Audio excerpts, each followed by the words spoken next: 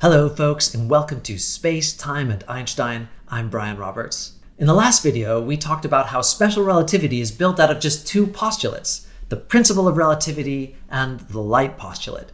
But why on earth would anybody believe these things? In this video, we'll talk about Einstein's pathway to special relativity.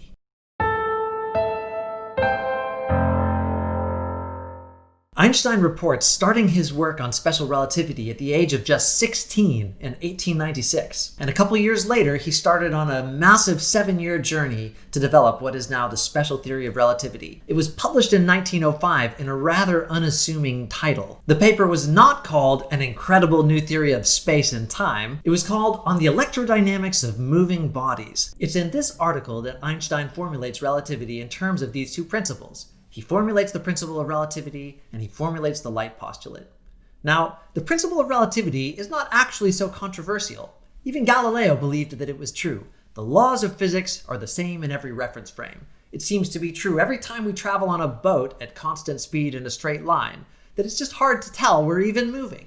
The laws of physics appear to behave just as if we were at rest on Earth. What's harder to believe is the light postulate. Why on earth would we say that the speed of light is the same in every reference frame? That's really different than just about everything else I know. I turn on a flashlight at rest. Light moves 186,000 miles per second. Now put me in a moving train and suppose I point the flashlight in the direction of motion and turn it on.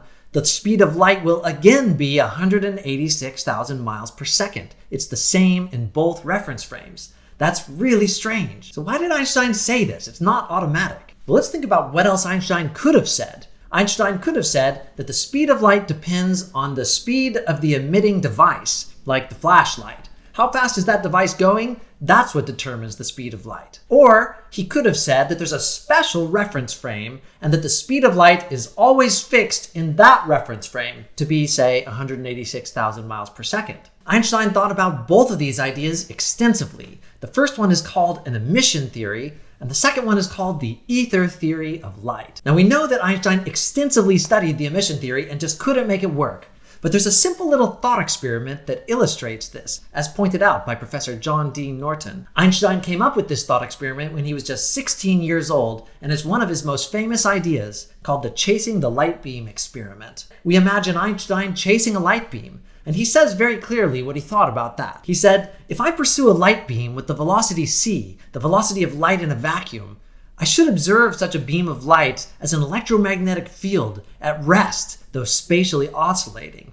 There seems to be no such thing, however, neither on the basis of experience nor according to Maxwell's equations, where Maxwell's equations are just the classical theory of electricity and magnetism and light. Einstein says that if you were moving in the same direction at the same speed as light, you'd see a very strange thing, a frozen light beam. And we never seem to see that. Has anybody seen my frozen light beam? But if the emission theory were true, we should be seeing frozen light beams all the time. The reason is, there are all kinds of things hurtling through space producing light. There are stars all over the place, moving in every which way at every which speed. And so you would think that the light from some of those stars, when it reaches us here on Earth, might be frozen, or at least dramatically slowed down. But that's not what we observe. Every time we observe the speed of light, it seems to be the same, 186,000 miles per second in a vacuum. So this chasing the light beam thought experiment helps explain why the emission theory is implausible. If the speed of light is just determined by the source, then we ought to see frozen light beams a lot more commonly. The second option, that the speed of light is 186,000 miles per second in one special reference frame, was actually the most popular theory at the time. Most scientists at the turn of the century believed that there was a nearly invisible, almost undetectable fluid filling all of space. It was called the luminiferous ether. You should think of light in the luminiferous ether as just like waves in the sea. To have waves in the sea, you need some sort of liquid for them to pass through. And the thinking was the same for light. To have light waves moving, you'd need some sort of liquid for that light to travel through. That liquid was called the luminiferous ether. And whatever frame of reference that ether turned out to be in, that was the special frame of reference in which light travels at 186,000 miles per second. But wait, which reference frame is that? If I can't detect the luminiferous ether, how can I tell which reference frame it's at rest in? Is this invisible stuff surrounding me, but I don't know if it's in motion with respect to me or not? I always travel in the reference frame of the luminiferous ether. Why did people believe in something that they couldn't see? Well, we do it all the time. You believe in the dark side of the moon, don't you? Sometimes a concept is helpful to explain something, even if we can't see it. And in this case, this was the only way we could understand waves. But the more Einstein thought about the luminiferous ether, the more he became skeptical that it might not exist at all. And if there's no luminiferous ether, there's no way to say that that's the reference frame in which light travels at its fixed speed. Einstein would be forced to the light postulate if that were true.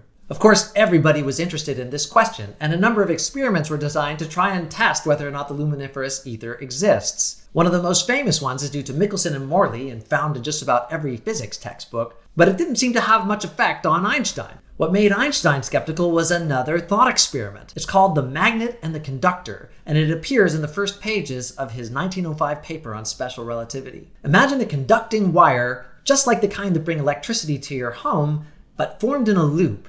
And suppose it's at rest in the luminiferous ether. Now imagine a magnet in motion passing through the center of that looped wire. According to the theory of electricity and magnetism, a new force will be created called the induced electric field, which pushes electrons around the wire, creating an electric current. Now, this doesn't happen if the magnet is at rest.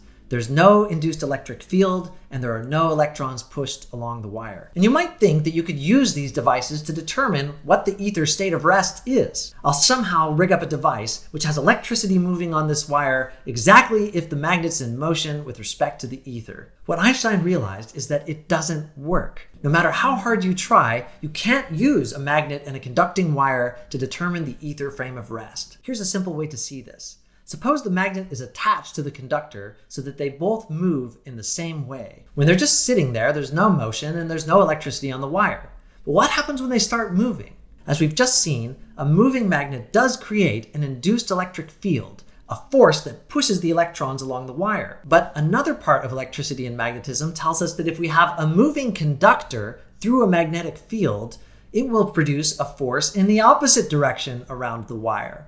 The net result is no force at all, and so no electric current, exactly as if the two objects were at rest. That is, the theory seems to conspire to make it impossible for us to tell whether the two objects are moving. This dramatically impressed Einstein. If I can't detect the luminiferous ether, why believe that it exists at all? And so Einstein rejected it. He says of this little thought experiment that it compelled me to postulate the principles of relativity. In summary, it doesn't work if the speed of light is determined by the source, and we can't seem to give any evidence that there's a special frame of rest. The only option available seems to be the light postulate, that the speed of light is the same in every reference frame. Thanks, folks. We'll see you next time.